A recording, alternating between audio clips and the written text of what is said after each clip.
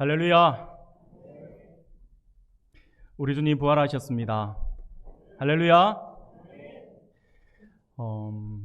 예전에 제가 우리 청소년들 설교 전에 한번 말씀드렸는지 모르겠는데 부활절 아침에 어떤 말씀을 우리 아이들에게 전할까 굉장히 고민을 하다가 이렇게 방금처럼 할렐루야 우리 주님 부활하셨습니다 하니까 아이들이 그날따라 눈이 초롱초롱한 거예요. 그래서 할렐루야 우리 주님 부활하셨습니다 하니까 아이들이 그냥 서로 막 이야기가 돼 있는 것처럼 아멘 하는 거예요. 얘네들이 오늘따라 왜 이리 은혜가 임하지? 여러분 솔직히 그 우리 주님 부활하신 게 믿어지나요? 했더니 애들이 아멘 하더라고요. 그러면 그 주님 부활하신 게 믿어지고 그러면 믿지 않는 여러분들의 가족들, 여러분들의 친구들에게 가서 그 부활하신 주님을 증거할 수 있겠어요? 그러니까 아멘 하더라고요. 그러니까 제가 그날 설교 안 하고 그냥 기도하고 내려왔습니다. 왜냐하면 부활절 설교에 앉아있는 청중이 부활이 믿어지고 그 부활을 증거하겠다 하는데 무슨 설교를 더 하겠습니까? 그게 확실하다는데. 그래서 제가 내려왔더니 갑자기 회장 녀석이 벌떡 일어나더니 박수를 치더라고요. 그때 그렇게 다 한 게 한 30초 정도밖에 안 됐는데 내 생에 가장 짧지만 내 생에 가장 큰 은혜가 되는 설교였습니다. 그러는 거예요. 마치 짜고 한 것처럼 해갖고 제가 요즘도 문득 부활절만 되면 그때 생각이 납니다. 그래서 설교하고 아이들한테 박수 받은 사람이다라고 한 번씩 농담하면서 하는데 문득 제가 우리 주님 부활하셨습니다. 성도님들 아멘 하니까 그때 생각이 잠깐 나서 그렇다고 해서 지금 여기서 끝낸다는 건 아니니까 예. 여러분들이 다르게 생각 안 하시면 좋겠습니다. 여하튼 오늘 부활절은요 우리 기독교에 있어서는 지난번에도 말씀드린 것처럼 성탄절, 우리가 보통 성탄절을 가장 크게 많이 생각을 하고 가장 많은 행사들을 하지만 실은요 우리에게 있어서 부활이 가장 큰 행사가 되어야 되고요 부활절이 우리에게 가장 큰 의미 있는 절기로 지켜져야 되지 않는가라고 하는 게 저희 개인적인 생각입니다. 부활절은요 솔직히 오늘 새벽에도 잠시 언급을 말씀을 드렸지만 타 종교 창시자들의 어떤 생일 이런 것들은 다 있어요. 근데 부활절은 우리밖에 없잖아요. 그래서 이 부활이 우리에게 믿어지고 그 부활이 그냥 단순하게 우리 주님 부활로 끝나는 것이 아니라 예수 부활이 나의 부활로 연결되면서 내가 그것이 믿어지고 내가 다시 살 수 있다라고 하는 그 소망을 가질 수 있고 또 그것을 담대하게 전할 수 있다라고 하는 것은 우리에게 어마어마한 복이고 은혜다라고 하는 사실이죠. 그래서 우리가 이 부활절 다른 날은 몰라도 부활절만큼은 여러분들이 정말 하나님 앞에 더욱더 감사할 수 있고 부활의 소망을 가지면서 기뻐하고 즐거워하는 그러한 하루가 되어야 될 줄 믿습니다. 여하튼 오늘 부활절 이 아침에 사망 권세를 깨뜨리고 부활하심으로 우리 부활의 소망이 되신 우리 주님께 예배하러 나오신 우리 사랑하는 성도님들 모두가 오늘 조금 전에 말씀드린 것처럼 부활의 참 소망과 하늘의 신령한 은혜가 함께하는 그런 복된 시간이 되기를 소원합니다. 사랑하는 성도 여러분, 우리는 주일에 계속해서 소요리문답 앞에 있는 우리 교리적인 내용을 가지고 계속해서 말씀을 함께 나누고 있습니다. 지난주에 우리가 나누었던 말씀은요 우리 주님의 종료주일, 우리 주님의 고난에 대해서 우리가 한번 살펴보았죠. 그래서 우리가 예수님의 비하 곧 예수님의 낮아지심에 대해서 함께 살펴보았고요. 지난 주간에는 또 우리가 고난 주간을 맞아서 매일 밤 기도회를 통해서 우리 주님의 낮아지심의 그 길이었던 주님 가신 그 길을 우리가 함께 살펴보면서 묵상하는 시간을 통해서 하나님의 은혜를 나누었습니다. 사랑하는 여러분, 예수님의 비하 곧 낮아지심은요 하나님이 사람으로 이 땅에 오셔서 율법 아래 복종하시고 우리와 똑같이 비참함을 겪으시며 우리의 죄를 대속하기 위하여 하나님의 진노와 저주를 받아 십자가에 죽으시고 장사 지내신 바 된다라고 했죠. 이게 비하의 처음부터 계속해서 내려와서 무덤에 장사되는 것까지라고 말씀을 드렸습니다. 하지만 예수님의 사역은요 여기서 끝나지 않는다라고 하는 거죠. 여기서 끝나버리면 그냥 다른 종교에서 말하는 그들의 말과 특별하게 다를 바가 없을 거예요. 그런데 우리는요 예수님의 비하만 이야기하는 것이 아니라 성경은 예수님의 또 다른 사역을 이야기해 주죠. 바로 예수님의 낮아지심 다음에 예수님의 승귀라고 말씀을 드렸죠. 그리고 예수님의 높아지심, 승귀 곧 높아지심에 대한 사역들을 우리에게 말씀하고 있다라고 하는 것입니다. 예수님의 높아지심이야말로 우리의 산 소망이자 우리가 새로운 피조물로 살아갈 수 있는 아주 강력한 근거가 된다라고 하는 사실을 우리가 분명히 기억해야 할 것입니다. 죄와 죽음에서 승리할 수 있는 보증이 된다라고 하는 사실이죠. 그래서 웨스트민스터 소요리 문답 제28문을 보면 이렇게 질문을 해요. 우리가 28문 질문을 우리가 같이 한번 읽어볼까요? 시작. 그리스도의 높아지심이 어떠한가? 이렇게 질문을 해요. 그러면 여기에 대한 답을 뭐라고 이야기하냐면 이렇게 이야기합니다. 같이 읽겠습니다. 시작. 그리스도의 높아지심은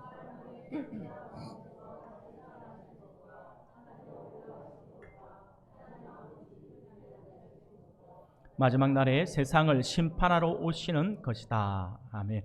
사랑하는 우리 성도 여러분, 우리 주님의 높아지심은요, 바로 부활부터 시작하는 거예요. 우리 주님께서 부활하시고 하늘로 올라 승천하시고 하나님 우편에 계시다가 다시 이 땅에 심판하기 위해 오실 것이다 라고 하는 거죠. 그러니까 예수님의 비하만 있다라고 한다면 우리에게는 어떻게 보면 큰 소망을 가질 수는 없어요. 그러나 우리 주님이 부활하셔서 어디에 승천하시고 다시 오신다라고 하는 것은요, 우리에게는 어마어마한 소망이 된다라고 하는 것이죠. 우리 주님의 높아지심의 시작은요, 바로 부활입니다. 그러므로 오늘 부활주의를 맞이해서 우리는요, 예수님의 높아지심의 시작이라 할 수 있는 우리 주님의 부활에 대해서 부활의 생명이라는 제목으로 함께 말씀을 살펴보면서 하나님의 은혜를 나누고자 합니다. 사랑하는 성도 여러분, 요즘 유행하는 신조어, 우리 젊은이들 세대에서 많이 쓰는 단어, 기성세대가 잘 알아듣지 못하고 있지만 젊은이들은 그것을 너무나도 자연스럽게 쓰고 있다라고 해서 그 언어를 우리는요, 신조어라고 말을 하고 있습니다. 신조어 가운데 여러분도 혹시 들어보신 적이 있는지 모르겠는데 갓생이라고 하는 말을 한번 들어보셨나요? 처음 들어보신 분들 계실 거고 아마 그 들어보신 분들도 아마 계시고 또 그것을 사용하고 계신 분들도 계실 것입니다.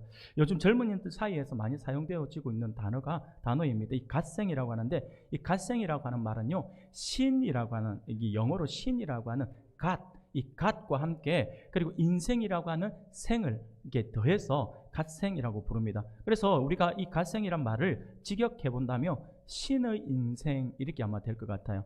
그런데 이 신의 인생이라고 하는 이 단어, 이 갓생이라고 하는 말이 어떤 말이냐면 하루하루를 허비하지 않고 자신의 발전을 위해 알차고 생산적으로 보낸다라고 하는 그러한 뜻입니다. 그래서 이 단어는요, 갓생 살다 또는 갓생 살기 도전 이런 단어로 이렇게 적용되어서 사용되어집니다. 그래서 누군가가 나에게 우리의 삶에 대해서 갓생 살고 있다, 갓생 이런 식으로 접근을 해서 우리에게 이야기를 한다 이렇게 말을 하면요, 그게 좋은 말이에요. 쉽게 말하면 그 사람, 우리가 그 말을 듣는다라고 한다면 우리가 매우 성실하게 잘 살고 있다라고 하는 말이 되기 때문에 갓생이라고 하는 말을 누군가에게 듣게 된다면 그렇게 나쁜 말은 아니고 좋은 말이다라고 하는 거죠. 이와 비슷한 단어가 또 하나가 있어요. 갓생이라고 제가 말씀을 드렸고요. 그리고 현생이라고 하는 말도 있어요. 현생이라고 하는 말은요, 현재 나에게 주어진 본업을 하고 오겠다라고 하는, 그러니까 현재에 주어진 삶을 바로 살겠다라고 하는 그러한 의미를 가지고 있어요.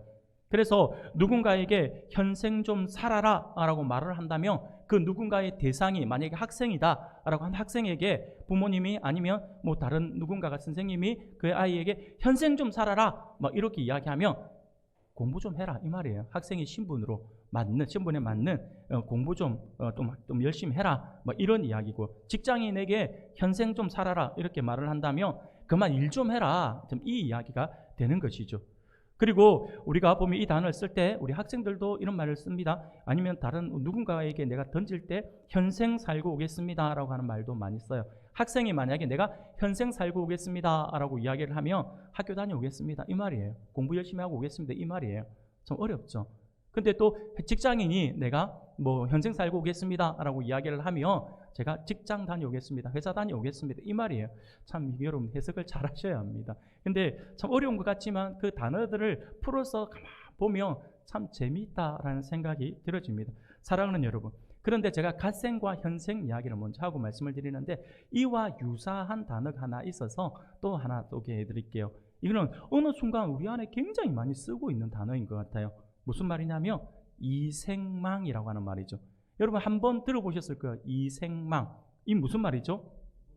이번 생은 망했다라고 하는 거예요. 이번 생은 망했다라고 하는 말입니다. 사랑하는 여러분, 이런데 이 이생망이라고 하는 단어는 있잖아요. 앞에서 제가 소개해드렸던 갓생이라고 하는 단어와 현생이라고 하는 이 단어에 정반대되는 말이라고 할 수가 있습니다. 이 단어는요, 어떻게 보면 경제적인 상황이 최악이다 보니까 우리 젊은 친구들의 의지가 꺾여서 만들어진 그러한 신조어라고 할 수가 있습니다. 그리고 이와 비슷하게 많은 사람이 쓰는 말이 있는데, 그것은요, 인생의 어려운 순간에 실수하면 우리가 툭 던지는 말에 이번 생은 처음이니까 라고 하면서 이런 이야기 한번 들어보셨죠? 아마 이번 생은 처음이니까 라고 하는 아마 제목의 드라마도 아마 있었던 걸로 제가 기억을 합니다. 이번 생은 처음이니까 라고 말을 하면서 자신의 실수를 위로하려고 하죠. 사랑하는 여러분, 그런데 있잖아요, 우리가 세상 사람들만 쓰는 게 아니고 교회 안에서도 이런 말들을 우리가 자주 쓰는 것 같아요. 이번 생은 망했어요 한다든지, 이번 생은 포기합시다 라고 한다든지, 이렇게 이야기들을 우리가 툭툭 던지면서 사용하고 있고, 이번 생은 처음이니까 라고 하는 말들을 우리가 사용하고 있지만, 근데 우리가 이걸 자주 쓰고 사용하다 보니까 순간 하나 잊어버리는 것이 하나가 있어요. 그게 뭐냐면, 이생망이라든지 이번 생은 처음이니까 라고 하는 말은요, 성경에 나오는 말이 아니다라고 하는 거죠. 이 말은요, 아무래도 인생은 돌고 돈다라고 하는 불교의 윤회설이 바탕이 되어서 다음 생을 바라는 사람들, 그래서 이번에 실패한 삶을 살지만 다음번에는 내가 더 잘 살고 싶은 그 욕심에 의해서 만들어진 단어가 아닌가라는 생각이 들어집니다. 그러나 여러분, 앞서 말씀을 드린 것처럼 하나님의 말씀인 성경에서는요, 이런 사상과 이런 말들이 전혀 사용되어지지 않습니다. 성경은요, 우리에게 이번 생은 처음이다 라고만 말을 하고 있는 것이 아니라, 이번 생은 처음일 뿐만 아니라 마지막이라고도 말씀을 하고 있다라고 하는 것이죠. 한마디로 우리에게 주어진 인생은요, 한 번밖에 없다라고 하는 거예요. 오늘 나에게 주어진 시간도 다음번에 또 주어지는 게 아니에요. 이것으로 끝나는 거예요. 다음 생애에 또 다른 기회가 있는 게 아니에요. 그래서 지금이 매우 중요하다라고 하는 사실을 우리가 분명히 기억해야 합니다. 어떻게 보면 그래서 우리는요, 이 매 순간 불안하고 혼란스럽고 두려운 것이 아닐까라는 생각도 한번 해보게 됩니다. 한번 생각해 보십시오. 만약에 손쉽게 우리가 인생을 다시 시작할 수 있다라고 한다면 우리가 이토록 어렵게 살지는 않을 것 같아요. 왜냐하면요, 조금만 어렵다든지 조금만 힘들면 어떻게 합니까? 마치 리셋 버튼 하나 누르듯이 그냥 리셋하듯이 그 생을 포기하고 다음 생을 준비해버리면 되는 거죠. 그렇기 때문에 지금 사는 이 생은요, 그렇게 중요하게 여겨지지 않는다라고 하는 거죠. 그런데 성경은요, 우리에게 그렇지 않고 한 번밖에 없다라고 이야기합니다. 이 생은요, 처음이자 마지막이다라고 성경은 우리에게 이야기해주고 있다라고 하는 것이죠.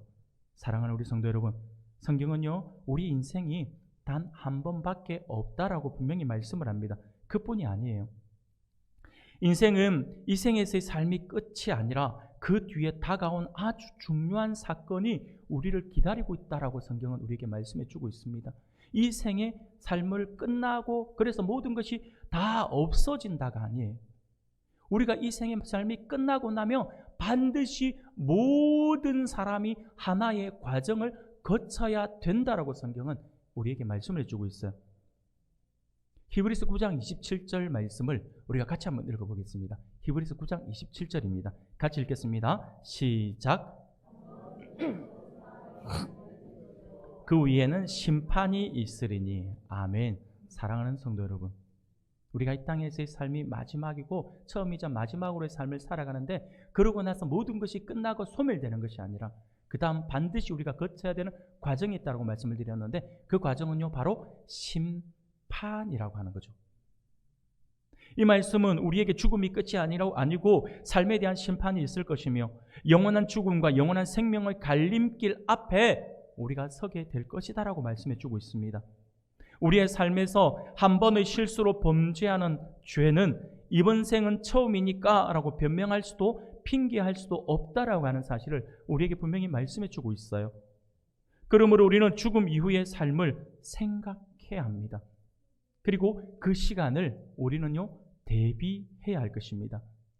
그런데 성경은 우리들에게 죽음 이후의 삶을 대비해야 한다라고 말씀을 하고 있음에도 불구하고 굉장히 절망적인 말씀을 우리에게 함께 던져주고 있다라고 하는 것이죠. 로마서 3장 23절 말씀을 우리가 같이 한번 읽어볼까요? 같이 읽겠습니다. 시작. 모든 사람이 죄를 범하였음에 하나님의 영광에 이르지 못하더니 라고 성경은 우리에게 말씀해 주고 있어요. 어느 하나 예외가 없어요. 예외가 없이 모든 사람이 죄를 범하여 하나님의 영광에 이르지 못한다 라고 말씀을 하고 있다라고 하는 것이죠. 죽고 나서 영원한 삶과 영원한 죽음의 갈림길 앞에서 우리가 서게 될 것인데, 그런데 성경은 우리에게 너무나도 좌절스럽게도 모든 사람이 죄를 범하였음에 하나님의 영광에 이르지 못한다라고 말씀을 하는 게 무슨 말일까요?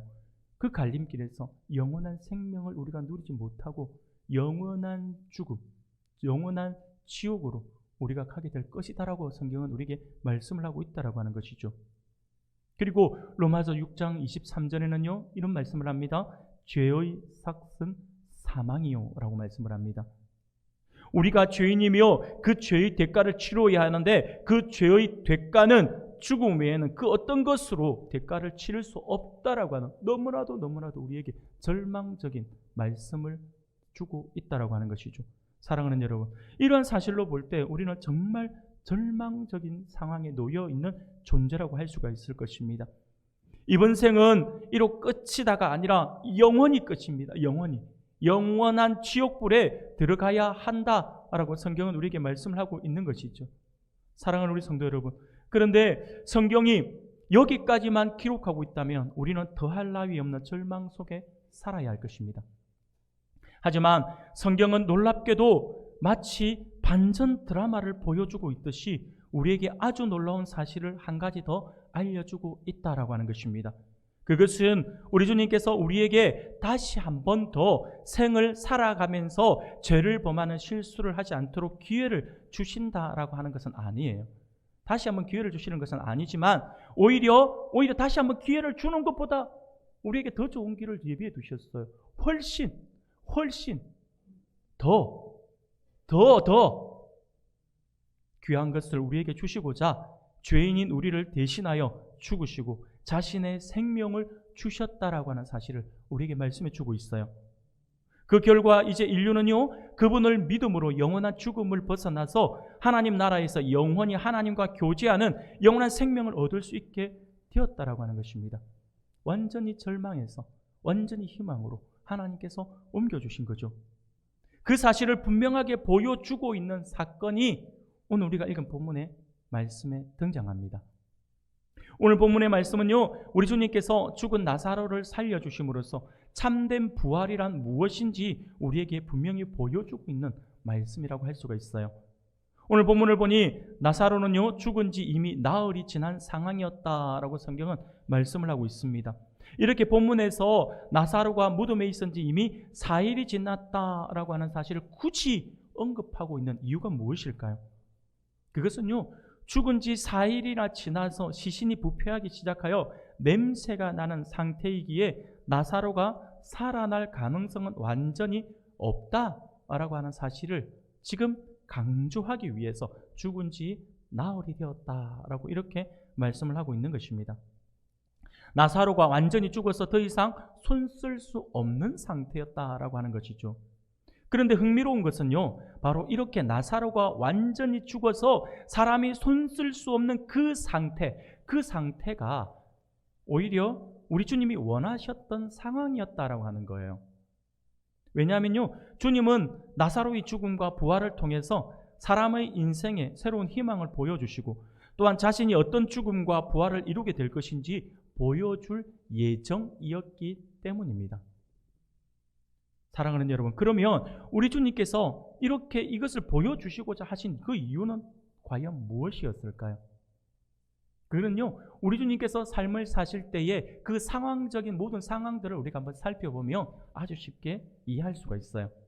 당시에 예수님 당시 유대 종교계는요, 바리새파, 그리고 열심당원, 그리고 부활을 철저하게 부인하는 사두개파라고 하는 그 조직들이 있었어요.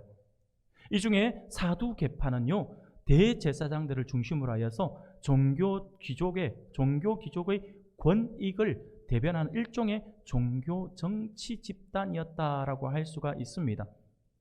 그런데 이 사두개파 사람들은요, 모세오경으로 대변되는 율법만을 철저하게 받아들여요.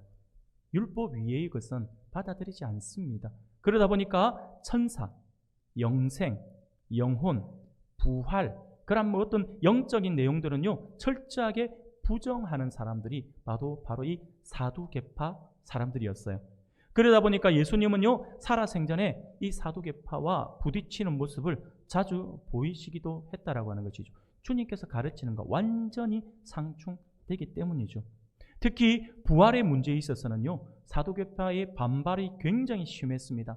그들은 부활을 믿지 않았기 때문에 부활에 대한 예수 그리스도의 가르침은 그들의 믿음을 전적으로 부정하는 그러한 일이었다라고 하는 것이죠. 그래서 대제사장을 포함한 무리들은 예수님에게 반감을 가지게 될 수밖에 없는 것이죠. 그 반감은 커져서 결국 예수님을 박해하게 되었다라고 하고 말을 해도 과언은 아니다라고 할 것입니다. 따라서 오늘 말씀은요, 그저 예수님이 죽은 나사로를 되살리는 이야기에 그치는 것이 아닙니다. 이 말씀은요, 예수님을 믿는 자가 부활하게 될 것이다라고 하는 점을 분명하게 보여주고 있는 말씀이에요. 단순하게 나사로 한 사람 살려내고 부활했다, 이게 아니에요.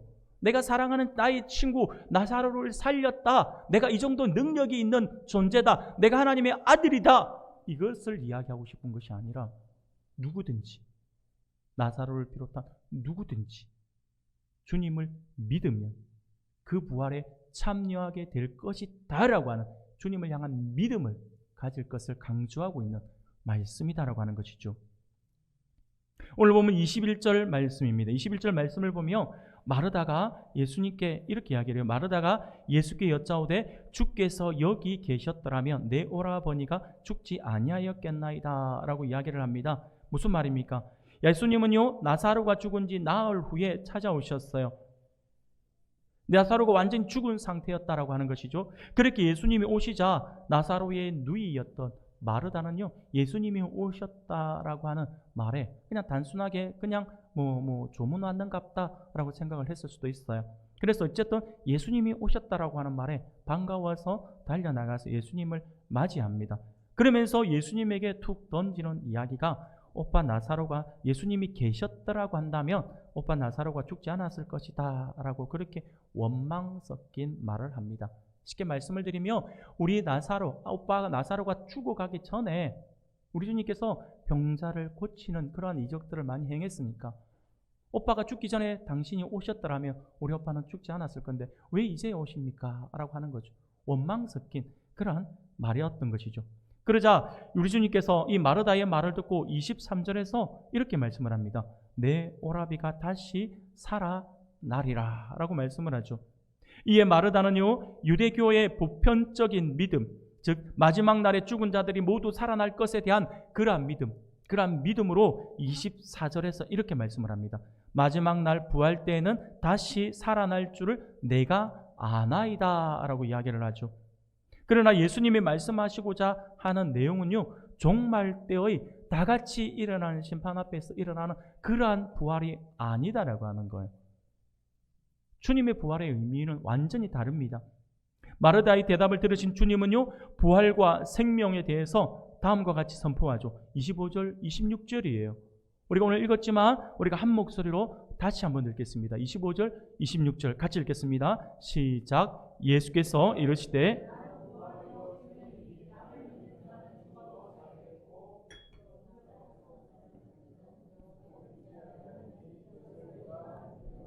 아멘.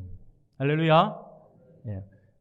방송실 손가락 끝이 조금만 늦어도 성도님들은 못 따라옵니다. 그래서 항상 PPT 넘길 때 마지막 단어 할 때 좀 딱 다음 거를 넘겨주시면 감사할 것 같습니다. 이건 말씀뿐만 아니라 찬양할 때도 그런 것 같아요. 찬양할 때도 한 번씩 이렇게 딱 그 시간에 맞춰 넘기면요, 이 찬양팀은요, 이 앞에 화면을 보다가 갑자기 이 악보를 보게 되어 있어요. 그래서 마지막 그 단어 할 때 탁 넘겨주는 센스, 그게 필요할 것 같다라는 생각이 듭니다.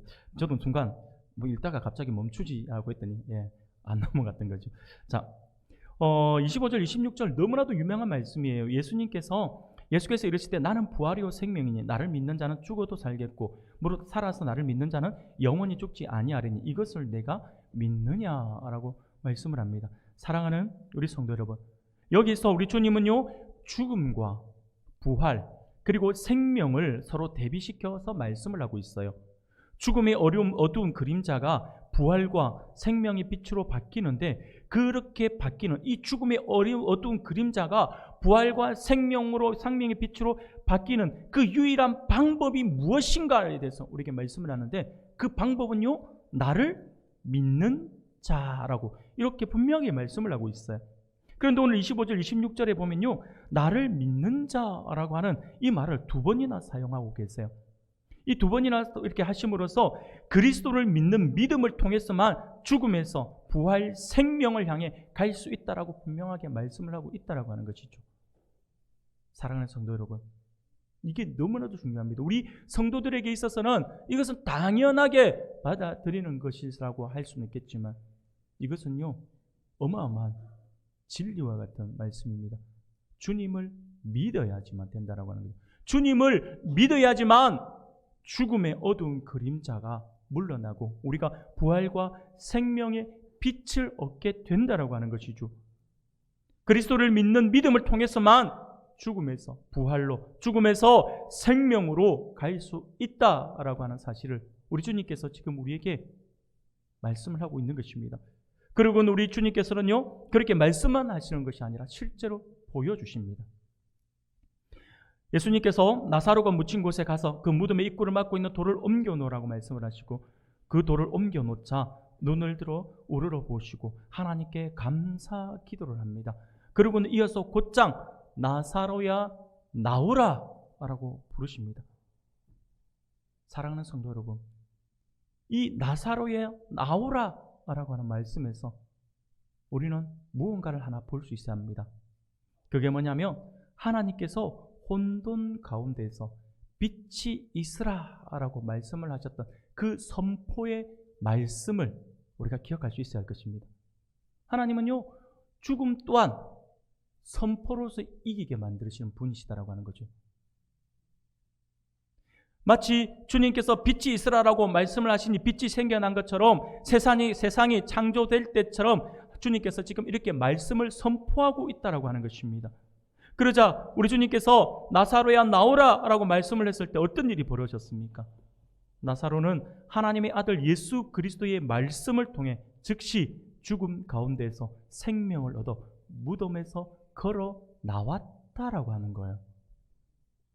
나사로는요 진정으로 죽음에서 부활 곧 살아났다라고 하는 것입니다. 사랑하는 우리 성도 여러분, 우리가 믿는 우리 주님은 이 모든 것을 사람들에게 공개적으로 보이시면서 자신이 부활과 생명의 구원자이심을 오늘 공표하고 있는 것입니다. 그리고 주님은 십자가에서 죽으시고 사흘 만에 부활하심으로써 그 생명을 자기를 믿는 모든 자에게 나누어 주시는 대제사장으로서의 그 사역을 감당하셨다라고 하는 것을 우리가 너무나도 잘 알고 있습니다. 사랑하는 성도 여러분, 조금 전에 웨스트민스터 소위문답 28문을 보았는데 38문을 우리가 또 한번 보겠습니다. 38문을 보면요 예수님의 죽음과 부활로 인해서 성도들이 누리게 되는 부활에 대해서 이렇게 질문을 하고 있어요. 우리가 질문을 같이 한번 읽어볼까요? 시작. 신자가 부활할 때 그리스도께서 유익을 받는가? 그리스도에게서 무슨 유익을 받는가? 라고 질문을 합니다. 우리가 부활할 때 어떤 은혜를 누리는가? 이라고 질문을 하고 있는 거죠.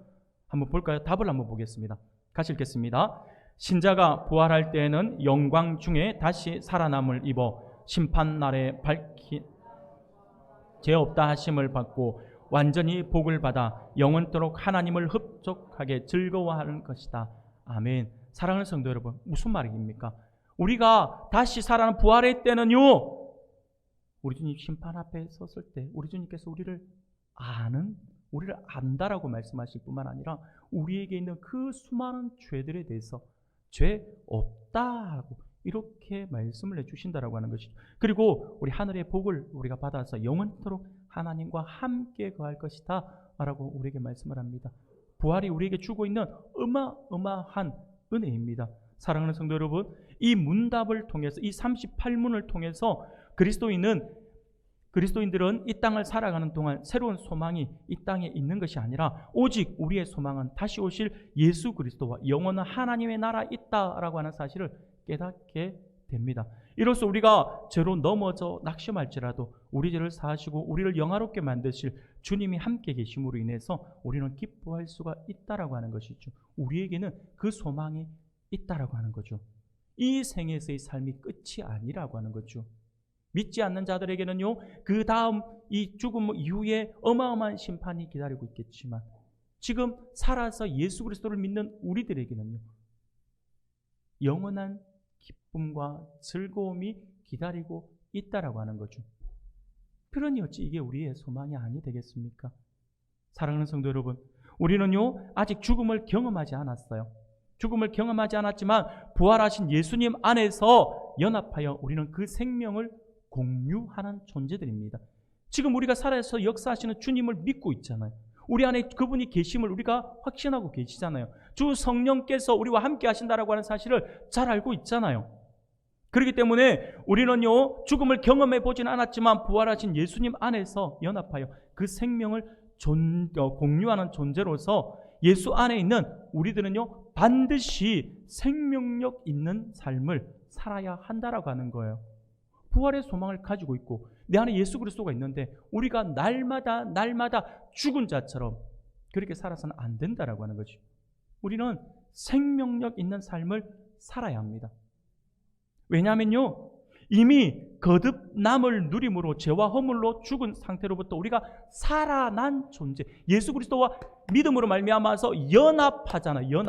연합하는 존재로서 그가 살아난 그의 부활, 예수님의 부활이 곧 나의 부활이죠. 그렇기 때문에 죄와 허물로 죽은 상태로부터 우리가 살아난 존재이기 때문이죠.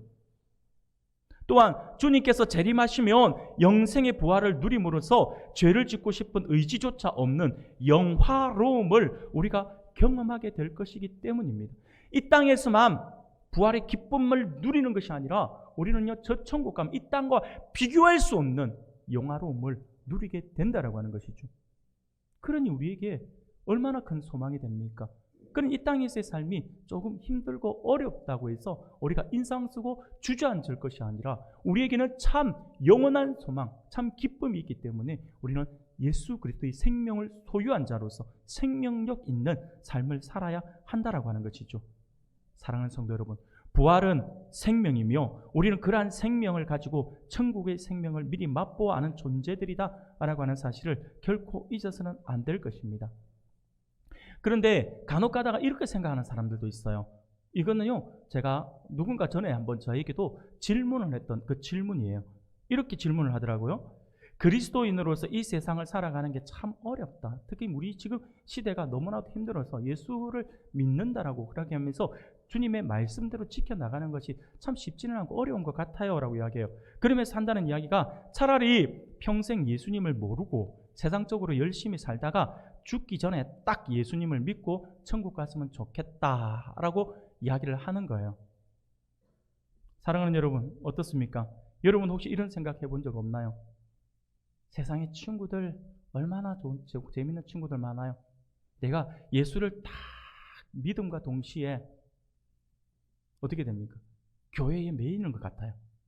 그래서 늘 교회에 와야 되고 친구들은 오늘 이제 또 요즘에 벚꽃이 좀 늦게 펴가지고 요즘같이 막 꽃이 피고 하는 날은 꽃놀이 가자, 어디 가자, 놀러 가자 막 이러는데 아니 나는 교회 가야 돼. 근데 그 짧은 순간에 오늘 뭐 52주 중에 한 번 째고 그냥 한번 가면 안 되나? 막 그런 생각. 그러면서 지금 옆에 있는 친구들 가만 보면 그냥 뭐 너무나도 막 그냥 자기 편한 대로 살아가는 것 같아요. 근데 우리는 교회에 늘 매여 있는 것 같다라는 생각이 들어요. 그러면서 정말 그냥 저렇게 살다가 우리가 예수 믿으면 구원 받는다라고 하니까 그렇게 살다가 죽기 전에 딱 예수님을 딱 믿고 그래 천국 가면 참 좋겠다라고 이렇게 생각을 하는 사람들이 의외로 많아요. 이런 말을 하면 이 말에 동조하는 분들도 있어요. 머리를 끄덕이는 분들도 있고요. 사랑하는 여러분, 우리 가운데는 그런 분 안 계실 줄 믿습니다. 사랑하는 여러분, 한번 생각해 봅시다. 정말 그럴까요? 정말 우리가 이 땅에서 세상 사람들처럼 예수님을 믿지 않고, 아니 알아도 그냥 대충 그냥 그렇게 살아가다가 예수 믿는다라고 말을 하면서도 주일 예배 한번 딱 와서 그냥 뭐 목사님이 말을 하든 말든 말씀을 선포되든 말든 그냥 앉아가지고 그냥 구벅구벅 졸다가 그냥 뭐 대충 뭐 졸다가 한 번씩 옆에서 뭐 딱 놀래가지고 깨면 아멘 하는 척 하면서 뭘 또 자다가 일어나면 꼭 아멘 그러잖아요. 왜 그러는지 모르겠어요. 그렇게 살다가 죽기 직전에 예수님을 제대로 고백하고 천국 가면 과연 그게 좋은 것일까요? 아니에요. 제가 책을 한 권 보는데 이 책에 이런 이야기가 있어요. 오스왈드 챔버스라고 하는 목사님의 설교 내용을 바탕으로 해서 만들어진 묵상집이에요. 그 묵상집 이름이 주님은 나의 최고봉이라고 하는 책인데, 이 책을 보면 어마어마한 이야기를 우리에게 주고 있어요. 제가 소개해 드릴게요. 우리가 과정이라고 부르는 것을 하나님은 목적이라고 말씀하신다라고 하는 거예요. 무슨 말인지 지금 순간 이거 뭔 말이야 싶죠. 무슨 말인지 이해가 안 되죠. 제가 풀어서 설명해 드릴게요. 사랑하는 여러분, 이것은요 굉장히 예수 믿는 사람들에게 의미심장한 아주 중요한 말입니다.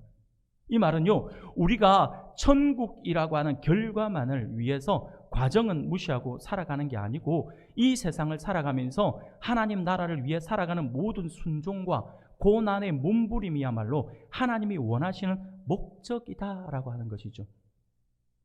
그래서 우리는요, 이 땅에 살아갈 때 그냥 뭐 대충 어떻게 대충 그렇게 살아가다가 마지막 죽기 전에 내가 예수 믿고 천국 가면 돼. 왜? 우리의 목적은 천국이니까.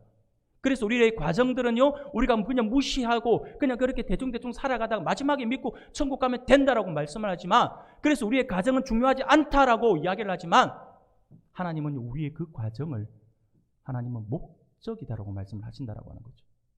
우리가 어떻게 살았는가, 어떤 고백을 하고 살아갔는가.